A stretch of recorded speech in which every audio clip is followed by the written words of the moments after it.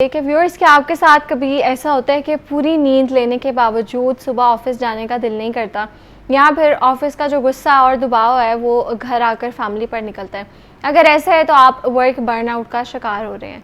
और ये आम थकन नहीं है जो वीकेंड पर आराम करने से दूर हो जाए, बल्कि ये एक ऐसी कंडीशन है जहाँ इंसान अंदर से बिल्कुल लेज़ी और बहुत ज़्यादा एम्प्टी महसूस करने लगता है। और रिज़ल्ट ये निकलता है कि इंसान बहुत ज़्यादा क्रैंकी हो जाता है और इसकी जो परफॉर्मेंस है वो भी इससे बहुत ज़्यादा इफेक्ट होती है।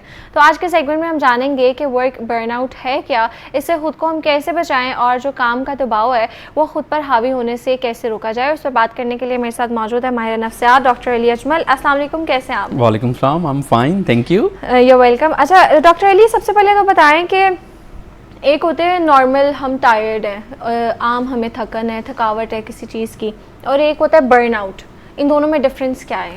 देखिए, आम थकावट तो होती है कि जब हम सो के उठते हैं तो बिल्कुल ठीक हो जाते हैं, थके थके महसूस करते हैं, लेकिन जब सो के उठते हैं या आराम करते हैं तो ठीक हो जाते हैं। लेकिन जो वर्क बर्नआउट है इसमें थकावट तीन तरह की होती है। एक तो जिस्म थका थका रहता है, दिमाग थका रहता है, और इंसान जज्बाती तौर पे भी थक जाता है। यानी कि काम भी नहीं किया, रेस्ट भी किया, लेकिन फिर भी हम हर वक्त थके थके महसूस करते हैं, एनर्जी नहीं होती। ऐसा लगता है, बहुत सारे लोग ऐसा कहते हैं कि अब बस हो गई है, अब थक गया हूँ, जिस्मानी तौर पे भी, जहनी तौर पे भी, और सबसे ज़्यादा जज्बाती तौर पे। अब देखें, ये जो बर्नआउट है इसमें अगर कोई इंसान एक लंबे अरसे तक सख्त मेहनत करता रहे तो उसको ऐसी फीलिंग्स आती है कि जैसे अंदर से खालीपन है। या फिर कोई ऐसे काम हम जब करते हैं कि जिसमें काम जो है एक ही तरह का काम है, मोनोटोनस सा काम है या बड़ा चैलेंजिंग काम है, और इसके अलावा अगर बोरिंग काम है तो क्या होता है, बगैर वजह के जिस्म जो है वो थका थका रहता है, नींद लेके भी थके थके रहते हैं। बहुत सारे लोग ऐसे ही हैं, वो बड़े बड़े ख्याली पुलाव पकाते हैं लेकिन काम नहीं होता, काम स्टार्ट ही नहीं होता, बर्नआउट। उसके बाद आप देखें कि जब ज़्यादा ओवर थिंकिंग करते हैं तो जहनी तौर पे ये थकावट की निशानी होती है कि काम करना नहीं है, बस सोचते जाना है, प्लान करते जाना है, और ख्वाब बड़े बड़े काम करने की कोशिश भी करनी है लेकिन होता नहीं है, हर वक्त थका थका रहना। लेकिन इससे भी बढ़ के बर्नआउट में जज्बाती थकावट होती है कि इंसान बेजार, बोझल सा, किसी से कोई ख़ास बात करने को दिल नहीं करता, किसी से कोई बात करना और उसकी बात का जवाब देने को दिल नहीं करता। इमोशनली तौर पे इंसान जो है वो बहुत खालीपन महसूस करता है। ये है इमोशनल एस्पेक्ट बर्नआउट का। अब आप देखें कि इसमें मुख्तलिफ किस्म की वजूहात हैं कि इंसान ऐसी कैफियत से गुजरता क्यों है। उसमें जैसे मैंने बताया, काम की ज़्यादती, मुनासिब आराम ना करना, और अगर आपका काम बहुत सख्त होना या फिर चैलेंजिंग और बोरिंग होना, एक तो ये वजह है। लेकिन हमारे माशरे में कुछ ख़ास इसकी वजह है। हमारे माशरे में जो वर्क प्लेस कल्चर और इन्वायरमेंट है वो भी इसकी एक वजह है जो कि इंसान को काम पे थका देता है। मसलन कि आप देखें कि इस हकीकत से तो हम इनकार नहीं कर सकते कि हमारे माशरे में, इस मुल्क में, एम्प्लॉयर और एम्प्लॉय का रिश्ता कभी भी ठीक नहीं रहा। एम्प्लॉय और एम्प्लॉय होता ही कुछ नहीं ना। यहाँ पे तो आप देखें नहीं, ये बड़ी संजीदा बात मैं आपको बता रहा हूँ कि यहाँ पे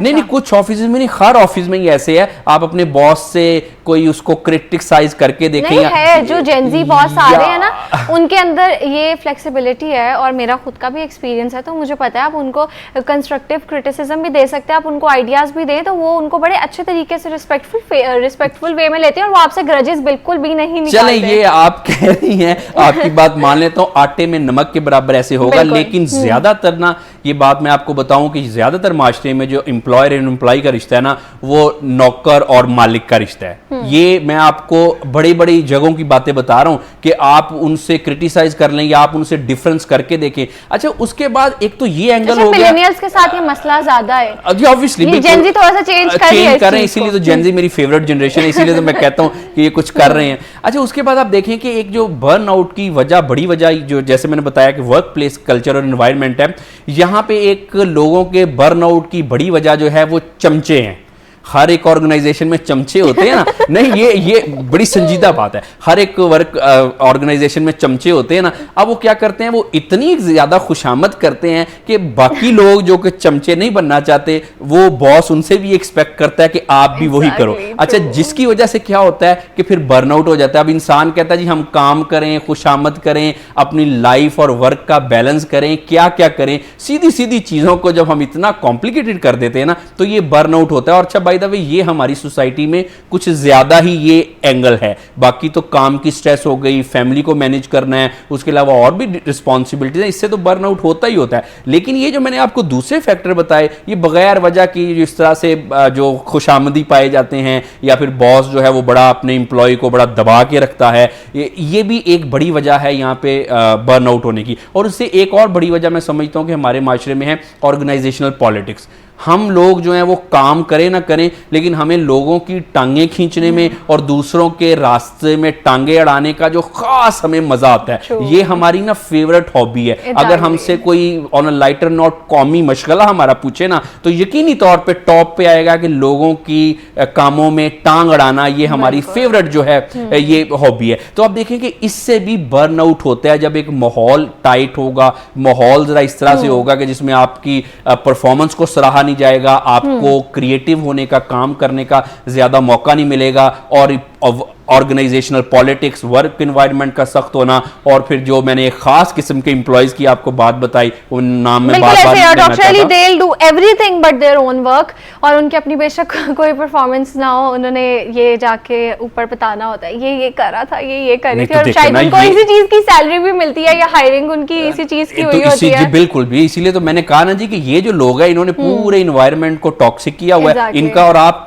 कैसे कह सकते हैं ये काम नहीं करते? ये लोग यही काम करते हैं, बॉस की नजर में भी काम करते हैं। और ये जो इस तरह की खुशामद करना, ये चमचागिरी करना, ये कोई छोटा काम है? ये अपने काम के बड़े माहिर भी होते हैं ना। अच्छा, और मुझे लगता है जिन बॉसेस को, जो मैनेजर्स हैं जिनको ये चीजें पसंद आती हैं या जो इन चीजों से इंप्रेस होते हैं, मुझे लगता है उनकी अपनी भी कोई क्रेडिबिलिटी नहीं होती, वो अपने अच्छे मैनेजर नहीं होते। हम देखते हैं कि उनके नीचे जो चीजें हैं वो इतनी मिसमैनेज्ड हैं, but they don't care about that, क्योंकि उनको शायद फर्क नहीं पड़ता, या बस वो इन्हीं चीजों से खुश हो जाते हैं। बिल्कुल, क्योंकि अपने कॉम्प्लेक्सेस भी होते हैं ना, जो मैनेजर्स हैं वो भी तो इंसान है। बिल्कुल। अच्छा डॉक्टर अली, एक और बड़ी इंपॉर्टेंट चीज है ओवर टाइम करना।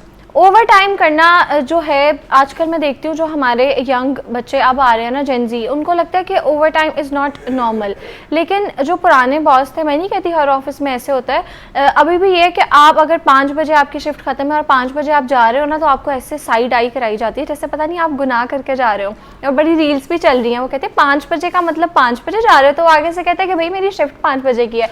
कहते तो मतलब तो आप 7 बजे जाओ, क्योंकि जो पुराने लोग बैठे हैं वो बेशक पूरा दिन कुछ भी नहीं करे, दे जस्ट वांट कि आप टाइम पूरा करो, बेशक आप काम कोई भी ना करो। देखिए, एक होते हैं रियल वर्किंग और एक होते हैं एक्चुअल वर्किंग, और इसमें ये फर्क होता है। एग्जैक्टली, इसमें ये होता है कि रियल और एक्चुअल वर्किंग और दो डिफरेंट चीजें हैं, कि आप काम के टाइम पे कितनी देर रहते हैं और आप एक्चुअल काम कितना करते हैं। इसीलिए तो मैं अक्सर कहता हूं कि जेन जी जो है वो मेरी बड़ी फेवरेट जनरेशन है, बल्कि बड़ी क्या मेरी है सबसे ज्यादा फेवरेट जनरेशन है, कि इन्होंने वर्क प्लेस का और जो वर्क डायनामिक्स है इस माशरे में इन्होंने चेंज किए हैं। कि आप देखें ना, आप 5 बजे क्या बैठना है, आप रात को 9 बजे तक बैठते जाएं, लेकिन अगर आप कुछ कर ही नहीं रहे तो उसका कोई फायदा नहीं है। लेकिन अगर आप 5 बजे की बजाय 4 बजे भी चले जाएं और आप कुछ कर रहे हैं, काम कर रहे हैं, परफॉर्मेंस ज्यादा कर रहे हैं, तो जारी बात है वो अच्छा काम होता है। और आप देखें कि उसी ऑर्गेनाइजेशन में काम ज्यादा होता है जिसमें जो इंप्लॉइज हैं वो परफॉर्मेंस ज्यादा बेहतर करते हैं, जो कि एनर्जेटिक होते हैं, जिनको इंप्लॉइज, जिस ऑर्गेनाइजेशन के इंप्लॉइज खुश होंगे उनको बर्नआउट भी नहीं होगा,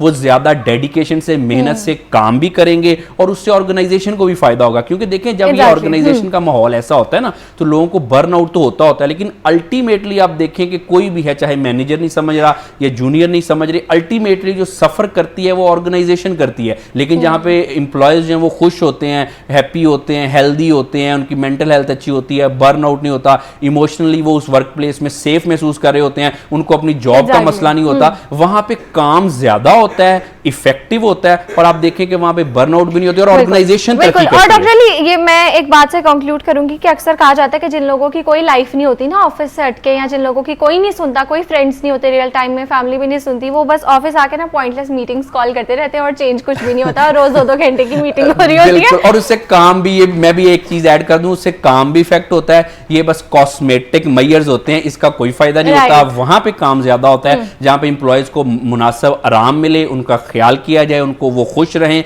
वहां एनर्जेटिक भी होते हैं, बर्नआउट कम होता है, ऑर्गेनाइजेशन में काम भी ज्यादा होता है। एग्जैक्टली, वर्क बर्नआउट के हवाले से आज हम बात कर रहे थे, और इससे हम कैसे बच सकते हैं इस पर भी बात की, और इस पर बात करने के लिए मेरे साथ मौजूद है doctor Ali Ajmal. Thank you so much for your time.